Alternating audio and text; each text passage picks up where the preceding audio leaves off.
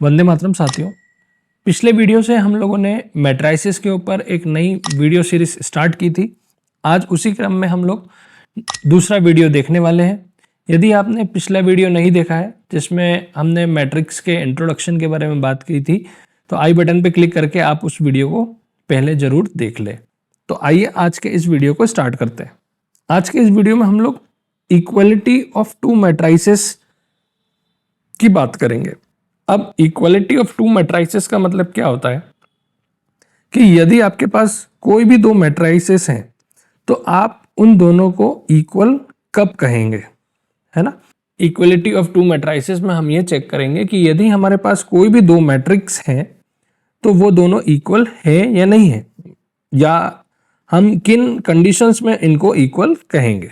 तो देखिए, यदि आपके पास दो मैट्रिक्स हैं तो आप उन्हें इक्वल कब कह सकते हैं, जब उन दोनों के ऑर्डर्स इक्वल हो। ऑर्डर्स इक्वल होने का मतलब क्या हुआ कि दोनों में ही रोज और कॉलम्स की संख्या एक समान है। जैसे कि आप लोग नीचे कुछ मैट्रिक्स देख पा रहे हैं, ए बी सी डी करके 4 मैट्रिक्स है। तो मैट्रिक्स ए का ऑर्डर 2/3 है, मैट्रिक्स बी का ऑर्डर 2/3 है, मैट्रिक्स डी का ऑर्डर 2/3 है ना, और मैट्रिक्स सी जो है इसका ऑर्डर 3/3 है। तो कहीं ना कहीं जो मैट्रिक्स सी है वो तो इनके इक्वल नहीं होने वाला है ना। अब ये तो एक कंडीशन हो गया। अब दूसरी कंडीशन की बात करते हैं। दूसरी कंडीशन क्या होती है कि इनके करस्पॉन्डिंग एलिमेंट्स जो हैं वो भी इक्वल होना चाहिए। अब इसका क्या मतलब हुआ, जैसे सपोज करें कि हम ए और बी को चेक कर रहे हैं कि ये इक्वल है क्या। तो करस्पॉन्डिंग एलिमेंट्स का सीधा सीधा मतलब ये होता है कि यहाँ का पहला एलिमेंट यहाँ के पहले एलिमेंट के बराबर है क्या, दूसरा एलिमेंट दूसरा एलिमेंट के बराबर है क्या। इस तरह से हर एक एलिमेंट को चेक करेंगे, और यदि हर एक एलिमेंट बराबर होते हैं करस्पॉन्डिंग पोजीशंस के, तो वो दोनों मैट्रिक्स हमारे इक्वल मैट्रिक्स कहलाएंगे।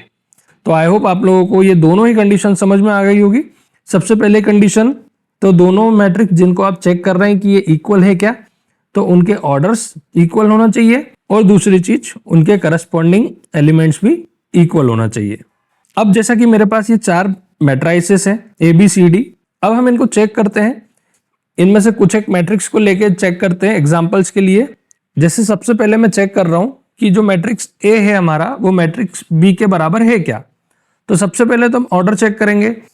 तो आप लोग देख सकते हैं यहाँ पे मैट्रिक्स ए का ऑर्डर 2x3 है और मैट्रिक्स बी का ऑर्डर भी 2x3 है। मतलब यहाँ पे दोनों का ऑर्डर सेम है। इस चीज को हम यहाँ पे इस तरह से लिख सकते हैं कि order of matrix A equal to 2x3, order of matrix B equal to 2x3, therefore order of matrix A equal to order of matrix B. मतलब मैट्रिक्स ए का ऑर्डर और मैट्रिक्स बी का ऑर्डर सेम है। मतलब जो हमारा पहला point है ये तो सेटिस्फाई हो रहा है। अब हम करस्पॉन्डिंग एलिमेंट्स को चेक कर लेते हैं। तो देखिए, यहां देख लेते हैं अपन, यहां पहला एलिमेंट 2 है, तो ये बी का भी पहला एलिमेंट 2 है। यहाँ सेकंड पोजीशन पे 3 है, यहाँ भी सेकंड पोजीशन पे 3 है, लेकिन यहाँ पे अब थर्ड पोजीशन पे 4 है और यहाँ पे कितना है 6। तो ये इक्वल नहीं हुए। अब आगे चेक करने की आवश्यकता नहीं है, क्योंकि एक भी एलिमेंट अगर इक्वल नहीं है तो वो मैट्रिसेस हमारी दोनों इक्वल नहीं होंगे। अब उसी चीज को मैंने यहाँ पे इस तरह से लिख दिया है। तो ये जो हमारी करंट ए और बी मैट्रिक्स थी, उनमें से A11 वाला एलिमेंट और B11 वाला एलिमेंट और A12 और B12 सेम था, बाकी सारे क्या थे, नॉट इक्वल थे। तो इसलिए ये जो मैट्रिक्स है ये हमारी दोनों मैट्राइसेस हैं वो इक्वल नहीं होंगे, है ना। हमने यहाँ पे लिख दिया कि सारे करस्पॉन्डिंग एलिमेंट जो है वो सेम नहीं है, इसलिए जो सेकंड कंडीशन है हमारी वो सेटिस्फाई नहीं हो रही है। इस कारण से A is not equal to B। अब दूसरा हम चेक कर रहे हैं A और C बराबर है क्या।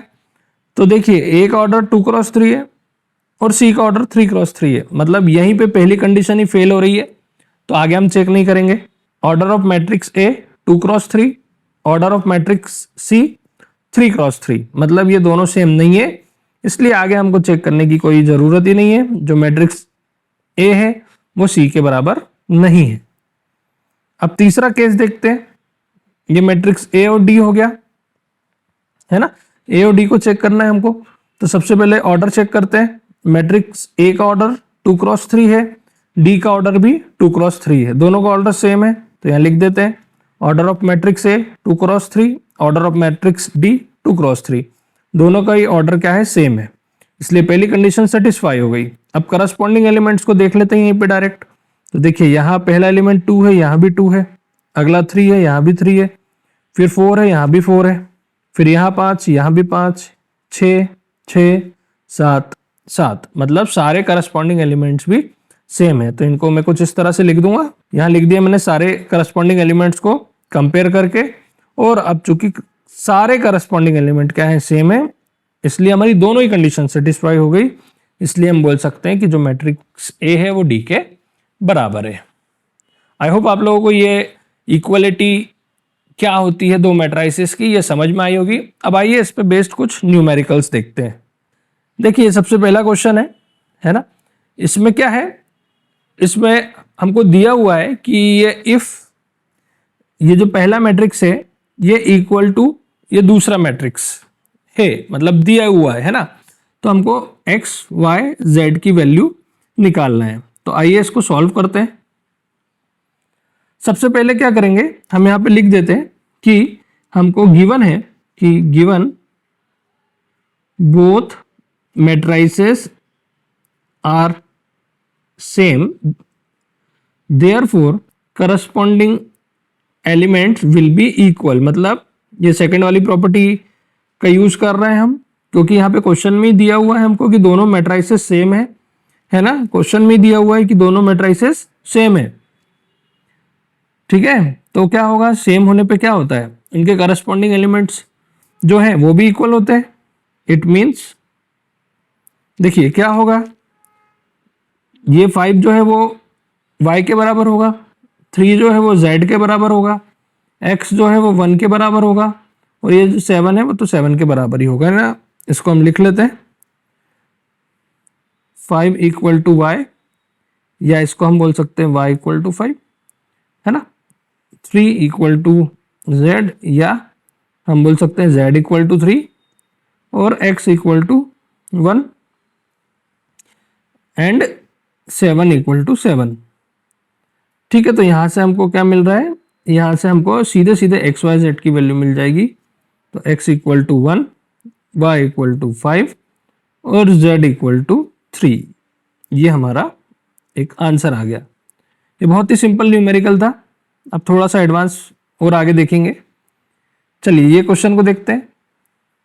यहाँ पे भी क्या है, यहाँ पे भी बोला गया है कि ये मैट्रिक्स इस मैट्रिक्स के इक्वल है ना। तो सेम यही वाली कंडीशन है, हमको दिया हुआ है कि दोनों ही मैट्राइसेस क्या है, इक्वल है, तो उनके करस्पॉन्डिंग एलिमेंट्स भी क्या होंगे, इक्वल होंगे। इसका मतलब क्या हुआ कि जो a माइनस बी है हमारा, ये वाला जो a माइनस बी है ये किसके बराबर होगा, -1 के बराबर, ठीक है। इसके बाद ये जो 2a प्लस c है ये किसके बराबर होगा, 5 के बराबर। फिर 2a माइनस बी जो है वो 0 के बराबर होगा, और 3c प्लस डी 13 के बराबर होगा। इनको हम लिख देते हैं अभी, 2a minus B equal to 0 और 3c plus D equal to 13। इनको हम इक्वेशन नंबर दे देते हैं, इक्वेशन नंबर 1, 2, 3 और 4। अब हमको इनको सॉल्व करना है और ABCD की वैल्यू निकालना है, ठीक है।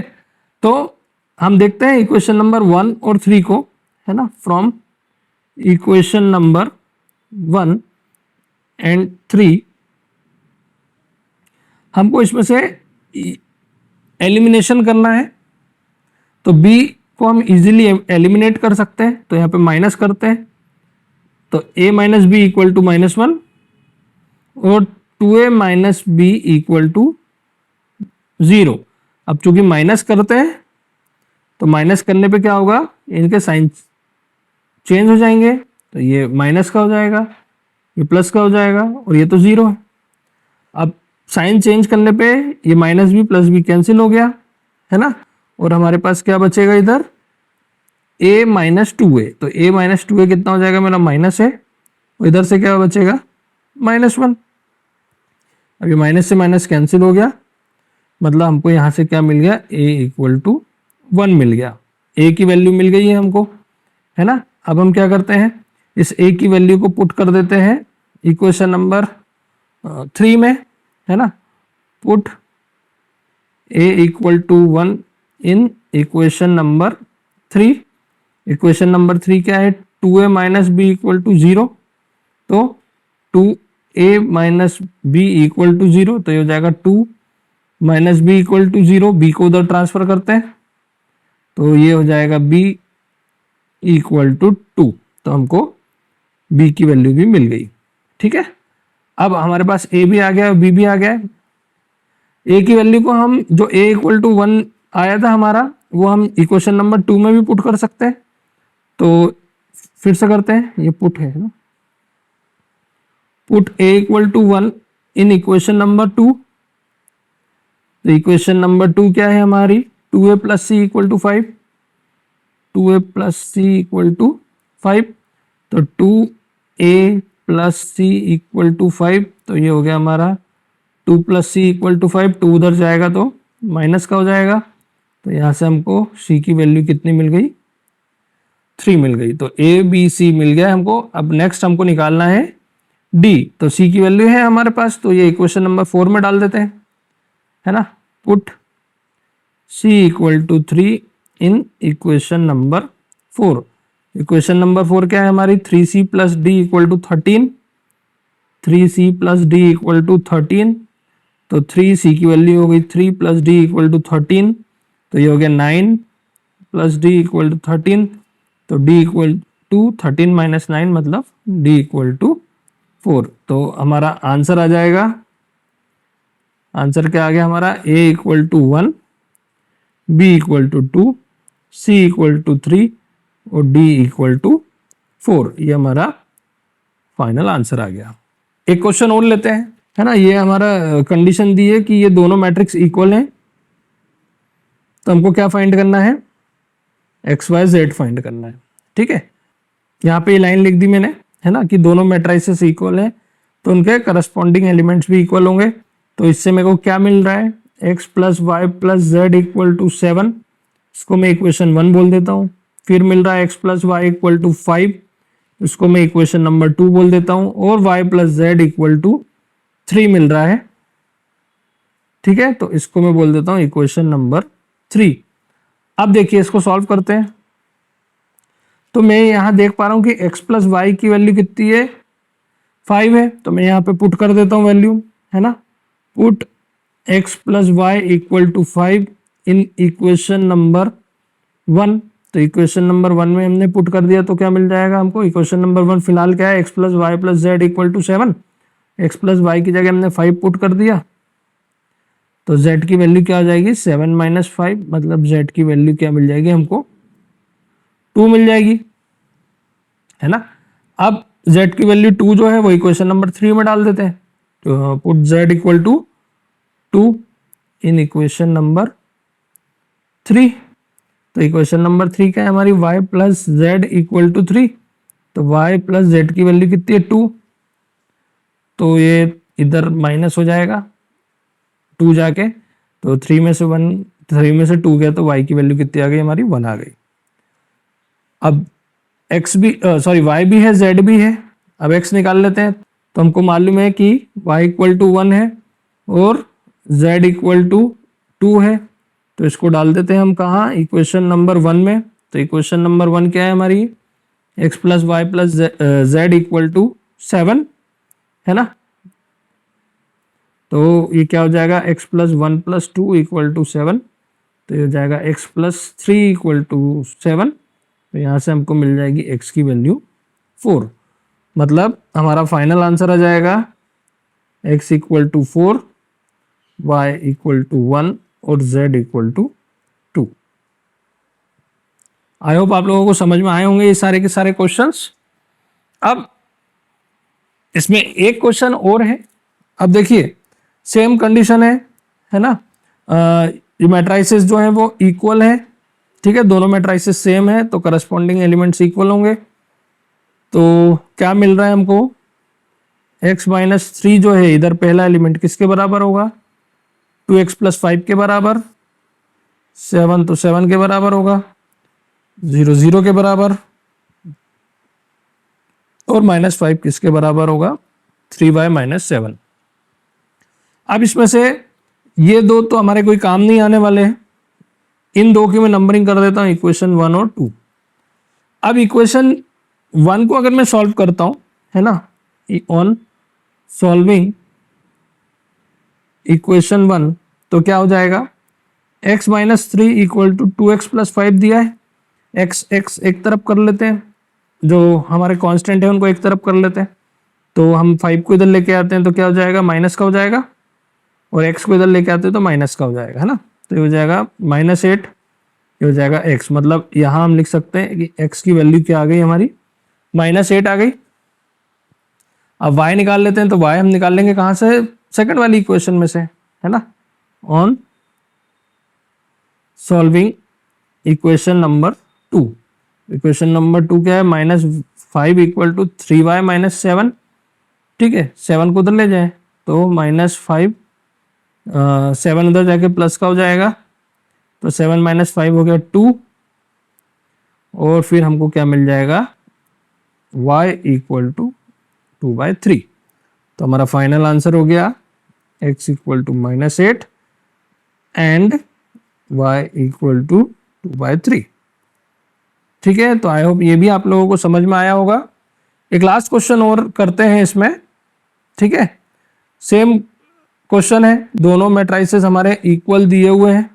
चलिए तो हम कंपेयर करते हैं, तो यहां से मेरे को क्या मिल जाएगा, x प्लस वाई किसके बराबर हो जाएगा, 6 के बराबर, z तो z के बराबर है सेकंड, फिर 5 प्लस z इक्वल टू 5, ठीक है, और एक्स वाई किसके बराबर है, 8 के बराबर, है ना, तो ये z इक्वल टू z तो काम नहीं आएगा। अब ये वाली इक्वेशन को देखते हैं, इसको हम दे देते हैं इक्वेशन नंबर 1, ये हो जाती, ये हमारी इक्वेशन नंबर 2 और ये हो जाएगी इक्वेशन नंबर 3।